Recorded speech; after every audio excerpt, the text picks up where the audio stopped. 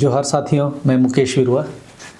आज देश में बहुत मजबूत कॉरपोरेट खनन लॉबी काम कर रही है, जो आदिवासी अधिकारों को न्यून कर रही है, ख़त्म कर रही है। इस वीडियो में हम समझने की कोशिश करेंगे कि यह जो संघर्ष है उसकी वास्तविकता क्या है। हम जानते हैं कि जो भी खान और खनिज है, कोयला है, लौह अयस्क है, बॉक्साइट है आदि सभी संसाधन अक्सर आदिवासी इलाकों में ही मिलते हैं, जंगल के इलाकों में ही मिलते हैं और वैसे इलाके जो पारिस्थितिक रूप से संवेदनशील इलाके होते हैं। दूसरी ओर आदिवासी समुदाय भारत के देश के रूप में स्वरूप लेने के पहले से ही उन भूमियों और जंगलों के साथ जुड़े रहे हैं। चाहे आजीविका हो, संस्कृति हो, आदिवासियों का जंगलों के साथ गहरा रिश्ता है। जल, जंगल और ज़मीन आदिवासियों के लिए संसाधन नहीं बल्कि उनकी विरासत है और यही हमारे अस्तित्व का आधार भी है।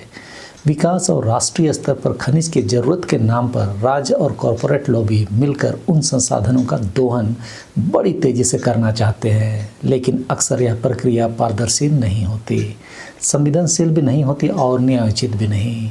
इस संघर्ष की बारीकियों को समझने के लिए हमें कानूनी, नीतिगत, सांस्कृतिक, आर्थिक और पर्यावरणीय आयाम को एक साथ देखना होगा। देश में खनिज का कानून जैसे MMDR एक्ट, जिसके तहत माइनिंग लीज दिया जाता है, तो भूमि के सतह का उपयोग यानी कि सरफेस राइट का अधिकार पेसा एक्ट 1996 जैसे कानूनों को है। अब देखिए, दोनों अधिकारों को अलग अलग प्लेटफॉर्म पर रखा गया है।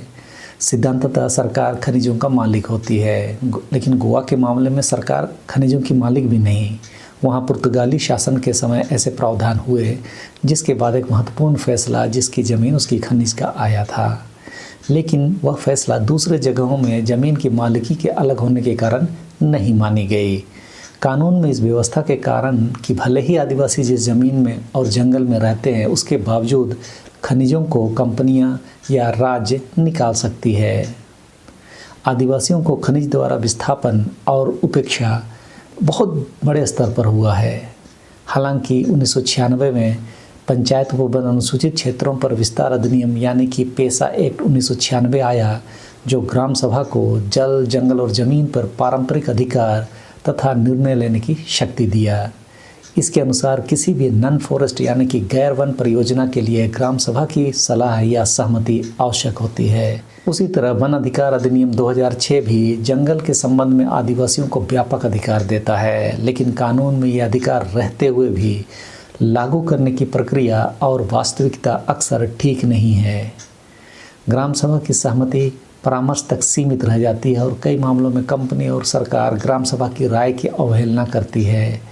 यह जो तरीका है वह अक्सर ग्राम सभा के निर्णय को बेअसर कर देती है। कई रिपोर्ट्स बताती है कि खनन परियोजनाओं के लिए वन भूमि का जो डाइवर्जन दिया जाता है वह वास्तव में इन्वायरमेंट क्लियरेंस या फॉरेस्ट क्लियरेंस के दौरान वन अधिकार अधिनियम की अनदेखी की जा रही है।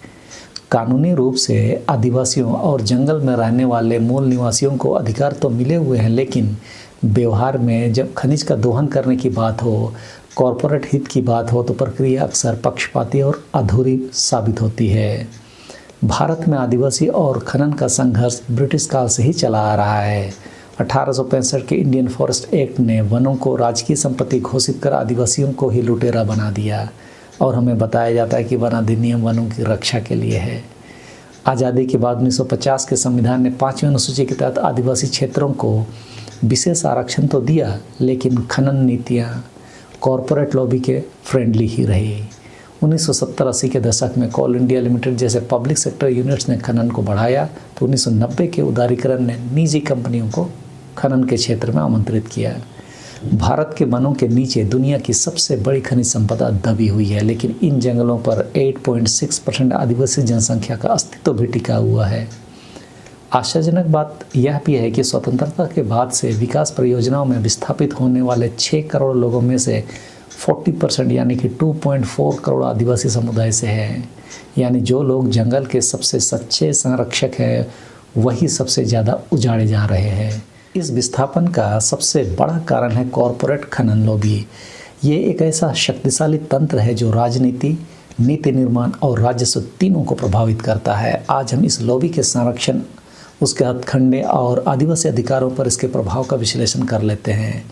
यह लॉबी केवल खनन कंपनियों का समूह नहीं है, बल्कि यह सुव्यवस्थित, वित्तीय रूप से शक्तिशाली और राजनीतिक रूप से जुड़ा हुआ नेटवर्क है। एसोसिएशन ऑफ पावर प्रोड्यूसर्स या 20 से ज़्यादा बड़ी कंपनियों का लॉबी है, जिसमें अडानी ग्रुप हो, वेदांता ग्रुप हो, गोयनका ग्रुप हो, एसआर ग्रुप हो, सभी शामिल हैं। यह समूह सीधे केंद्रीय ऊर्जा मंत्री और कभी कभी प्रधानमंत्री कार्यालय के अधिकारियों से बैठक करता है। आप रिपोर्ट को देख सकते हैं रिपोर्टर्स कलेक्टिव में। अपनी 2020-21 की वार्षिक रिपोर्ट में एसोसिएशन ऑफ पावर प्रोड्यूसर्स ने खुद लिखा कि विशिष्ट हस्तक्षेप ने कठोर तथ्यों को दूर करने में मदद की। अब बात समझ आ रही होगी कि देश की नीति निर्माण में इनकी भूमिका क्या है। और आपने वोट देकर भाजपा को सत्ता दिया और नीति ये लोग बना रहे हैं। जब कांग्रेस थी तब वह भी ऐसे लॉबिंग से अछूत नहीं थी, और राज्य में तो हमने सारंडा अभ्यारण्य वाले मामले में झामुमो की नीयत भी देखी। ये लोग पैसे के बल पर अपना प्रभाव को मजबूत बनाए रखते हैं। ज्ञात हो, सुप्रीम कोर्ट ने 2024 में इलेक्टोरल बॉन्ड्स को असंवैधानिक घोषित किया, लेकिन जो डेटा सामने आया वह चौंकाने वाला है। वेदांता लिमिटेड ने 400 करोड़ से भी ज़्यादा के बॉन्ड खरीदे, जिसमें से 70% पैसे बीजेपी को गए। जिंदल ग्रुप लगभग 200 करोड़ रुपया बॉन्ड के रूप में दिए। आप समझ जाइए, इस ग्रुप के सदस्यों ने बीजेपी को 2019 से 24 के बीच 500 करोड़ से भी ज़्यादा डोनेशन दे चुके हैं। अब इसका क्या नतीजा निकला? वेदांता ने 16 अप्रैल 2019 को 39.65 करोड़ रुपए के बॉन्ड बीजेपी को दिए, तो 9 दिनों बाद 25 अप्रैल को पर्यावरण मंत्रालय से राजस्थान में तेल गैस परियोजना के विस्तार की मंजूरी मिली। आप समझ सकते हैं कि यह संयोग है या प्रयोग। देश के नीति निर्माण में भी इनकी भूमिका बहुत ही खतरनाक है। उन्होंने अपने दबाव से वन क्षेत्रों को खनन के लिए खुलवाया। 2021 में एसोसिएशन फॉर पावर प्रोड्यूसर्स या APP शॉर्ट में हम कहेंगे, ने कोयला मंत्रालय को पत्र लिखकर घने जंगलों में कोयला ब्लॉक खोलने की मांग की, और मंत्रालय ने APP के तर्कों को कॉपी पेस्ट करके पर्यावरण मंत्रालय की आपत्तियों को दरकिनार कर दिया। ये सब रिपोर्टर्स कलेक्टिव में छपा है। आप वेबसाइट पर जाकर विस्तार से अवलोकन कर सकते हैं। इसके अलावा पर्यावरण नियमों में भी ढील के लिए उन्होंने दबाव बनाया।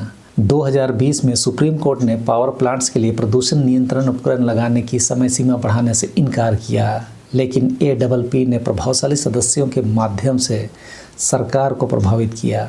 अडानी ग्रुप को इसी लॉबिंग के बाद हंसदेव जंगल में खनन ब्लॉक मिला था, यानी कि जंगल काटने का। भारत का कानून आदिवासियों को मजबूत अधिकार तो देता है, लेकिन क्रियान्वयन में जानबूझकर शिथिलता बरतकर फेल किया जाता है। पंचायत उपबंध अनुसूचित क्षेत्रों पर विस्तार अधिनियम 1996 यानी पेशा एक्ट 1996 अनुसूचित क्षेत्रों में ग्राम सभा को सर्वोच्च अधिकार देता है। वन अधिकार अधिनियम 2006 आदिवासियों और वनवासियों को वन भूमि और संसाधनों पर अधिकार देता है।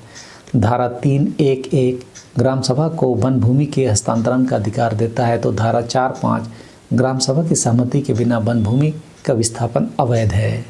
साथ ही संविधान की 5वीं और 6वीं अनुसूची आदिवासियों को स्वायत्तशासी इकाई के रूप में मान्यता देती है। इसके अलावा समता फैसला 1997 जो आदिवासी भूमि को निजी कंपनियों को हस्तांतरित करने पर पूर्ण रोक लगाती है। नियमागिरी फैसला 2013 जिसमें सुप्रीम कोर्ट ने 12 ग्राम सभाओं को अधिकार दिया कि वह वेदांता की बॉक्साइट खनन परियोजना को ग्राम सभा करके फैसला दे, और सभी ग्राम सभाओं ने वेदांता को अनुमति देने से इनकार कर दिया, यानी लीज खारिज कर दिया। फिर भी व्यापक स्तर पर इन कानूनों के क्रियान्वयन की विफलता बताती है कि देश में कोई स्पष्ट नीति नहीं है। वर्ल्ड बैंक की रिपोर्ट बताती है कि सरकारी विभागों के बीच समन्वय की कमी वनों को काटने से नहीं रोक पाती। अक्सर माइनिंग के लिए ग्राम सभा की उपेक्षा की जाती है, जैसे कि हालिया दिनों में हंसदेव अरण्य जंगल में अडानी ने फर्जी ग्राम सभा करके पर्यावरणीय मंजूरी हासिल कर ली। अब कुछ उदाहरणों से आप इसको समझ सकते हैं। जैसे हंसदेव अरण्य जंगल जो छत्तीसगढ़ में 1,70,000 हेक्टेयर का घना जंगल, जिसे मध्य भारत का फेफड़ा कहा जाता है, लेकिन इसी जंगल के नीचे 5 अरब टन कोयले का भंडार है, जिसके लिए अडानी समूह को कोल ब्लॉक आवंटित किया गया। इस परियोजना से 20 लाख से ज़्यादा लोग प्रभावित हो रहे हैं, जिसमें ज़्यादातर आदिवासी हैं। सरकारी डेटा के अनुसार अभी तक 95,000 करीब पेड़ काटे गए हैं, जबकि हकीकत में 2.5 से 3 लाख पेड़ों को काटा जा चुका है। इस खनन परियोजना का विरोध करने पर आदिवासी महिलाओं पर निरंतर अत्याचार किए जा रहे हैं। वहाँ पर लाठीचार्ज, हवाई फायरिंग और ज़रूरत से ज़्यादा पेड़ काटे जा रहे हैं, और ये सब काम राज्य और केंद्र सरकार की मिलीभगत से किया जा रहा है, जिसे जनता ने ही वोट देकर जिताया हुआ है। उसी तरह नियमागिरी जो उड़ीसा राज्य में है, वहाँ पर वेदांता एल्युमिनियम रिफाइनरी और बॉक्साइट खनन के लिए पहुंची थी। डोंगरिया कोंड आदिवासियों ने, जो कि कमज़ोर जनजातीय समूह हैं, लेकिन समाजसेवियों के समर्थन से और कानूनी एवं सामाजिक लड़ाई को आगे बढ़ाते हैं, जिसमें 2013 में सुप्रीम कोर्ट ने 12 ग्राम सभाओं को अंतिम फैसला लेने का अधिकार दिया और सभी ने नहीं कहा। इसका नतीजा ये हुआ कि परियोजना रुक गई, लेकिन वेदांता यहीं पर रुकी नहीं। उन्होंने 400 करोड़ से ज़्यादा का इलेक्टोरल बॉन्ड खरीदकर अपना राजनीतिक प्रभाव को बनाए रखा है। माहन मध्य प्रदेश में हिंडाल्को एस्सार का कोयला खदान है। वन अधिकार अधिनियम 2006 के तहत ग्राम सभा की सहमति के बिना ही इसे मंजूरी मिल गई। हालांकि स्थानीय आदिवासी समुदायों का विरोध तेज होने के कारण परियोजना को रद्द करना भी पड़ा। झारखंड में पत्थरकड़ी आंदोलन, जिसमें ग्राम सभाओं ने 5वें अनुसूची के प्रावधानों को पत्थरों में तराशना शुरू किया था। इसके पीछे 2017 में बीजेपी सरकार ने मोमेंटम झारखंड सम्मेलन करके 3 लाख करोड़ रुपए के निवेश के लिए लैंड बैंक बनाने की घोषणा की थी। और इतना ही नहीं, CNT एक्ट 1908 में भी कॉरपोरेट हित में बदलाव के लिए सरकार ने एड़ी चोटी एक कर दी थी, ताकि कॉरपोरेटों को ज़मीन दी जा सके। जब आदिवासी अपने वैधानिक अधिकारों की लड़ाई लड़ते हैं, तब अक्सर उन्हें नक्सलियों से जोड़ दिया जाता है। हसदेव अरण्य में विरोध करने वाले आदिवासी महिलाओं को विकास में बाधा कहा गया। वेदांता के खिलाफ प्रदर्शन में 4 आदिवासियों की पुलिस फायरिंग में मौत हो गई। इन सब प्रदर्शनों में सरकार की आधिकारिक भाषा आदिवासियों के बारे में यही होती है कि वो ये कहने लगते हैं कि इन लोगों को उग्रवादियों का समर्थन है और ये लोग राज्य विरोधी गतिविधियों में शामिल हैं। आज़ादी के बाद से 45 लाख हेक्टेयर जंगल विकास परियोजनाओं के लिए दे दिए गए हैं, जिसके कारण विस्थापन की त्रासदी आदिवासी झेलते हैं। साथ ही झरने भी सूख जाते हैं और जल स्रोत भी खत्म हो जाते हैं। वास्तव में देखा जाए तो क्रॉनिक कैपिटलिज्म से लोकतंत्र को बहुत बड़ा खतरा है, क्योंकि अब उड़ीसा की बात करें तो सभी पार्टियां, चाहे कांग्रेस हो, बीजू जनता दल हो या बीजेपी, सभी ने खनन कंपनियों को फ़ायदा पहुंचाया। और उस समय में CAG रिपोर्ट आई थी, जिसमें राज्य ने खनन कंपनियों के हितों के लिए राजस्व में भारी नुकसान उठाया। आप देख सकते हैं। जबकि ऐसे मामलों में जो वैश्विक मानक UN declaration on indigenous rights, free, prior and inform consent की बात कहती है, उसी तरह ICMM दिशा निर्देश, जो खनन और धातुओं के लिए जिम्मेदार प्रथाओं को बढ़ावा देने वाला मार्गदर्शन है, जो सुरक्षा, स्वास्थ्य, पर्यावरण और सामाजिक प्रदर्शन में सुधार पर केंद्रित है, ये बॉडी भी खनन कंपनियों के प्रोजेक्ट शुरू होने से पहले आदिवासियों से संवाद नहीं करती। मतलब ये अपने उद्देश्य के विपरीत काम करती है। वहीं पर वर्ल्ड बैंक कहती है कि जंगलों में माइनिंग के लिए सरकार को सिविल सोसाइटी की भागीदारी सुनिश्चित करनी चाहिए। तो इन घटनाओं से आप समझ सकते हैं कि किस तरह कॉरपोरेट माइनिंग लॉबी आदिवासी अधिकारों पर भारी नज़र आती है। इसके लिए राष्ट्रीय स्तर पर आदिवासियों को अपनी एकता को, जो भी कायदे कानून उनके लिए बने हैं, उसको कठोरता से लागू करने के लिए दबाव बनाने की ज़रूरत है। कनाडा में आदिवासियों को उनके क्षेत्र के खनिज संपदा में शेयर होल्डर बना दिया गया है। भारत देश के आदिवासी क्या चाहते हैं, उनसे भी पूछा जाना चाहिए। तो आपने देखा कि एक तरफ कॉरपोरेट खनन लॉबी है, जो 500 करोड़ से ज़्यादा के इलेक्टोरल बॉन्ड खरीदकर नीति निर्माण को प्रभावित करती है, तो दूसरी तरफ आदिवासी समुदाय है, जो अपने संवैधानिक अधिकारों के लिए पत्थरकड़ी करके भी लड़ती रहती है। इसका नतीजा विकास के नाम पर हसदेव जैसे जंगल खत्म हो रहे हैं और अधिकारों की मांग करने वाले को नक्सली कहा जा रहा है।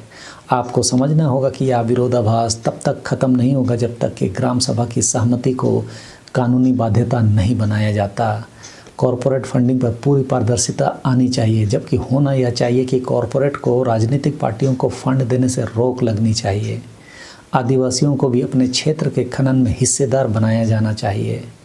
कॉरपोरेट खनन लॉबी और आदिवासियों का यह संघर्ष भारत के लोकतंत्र और पर्यावरण दोनों के लिए घातक सिद्ध हो रहा है, जिसे हम आप देख ही रहे हैं कि कितना घातक है। कॉरपोरेट खनन लॉबी को इनाम के रूप में नया माइनिंग लीज मिलता है और आदिवासियों को लाठीचार्ज, आंसू गैस, विस्थापन और नक्सलवाद से जुड़ा होने का तमगा। अपने इलाकों में ग्राम सभा भी नहीं कर सकना, आवाज़ नहीं उठा सकना, क्योंकि अपने ज़मीन पर भी उनकी हर गतिविधि कॉरपोरेट खनन लॉबी के कारण निगरानी में ला दी जा रही है। आपको कुछ समझ में आ रहा है तो इसे ज़रूर औरों के पास भी पहुंचाने का प्रयास करें। आपको यह जानकारी कैसे लगी ज़रूर से बताएं। इस वीडियो में समय के लिए इतना ही। सबों को धन्यवाद। जोहार।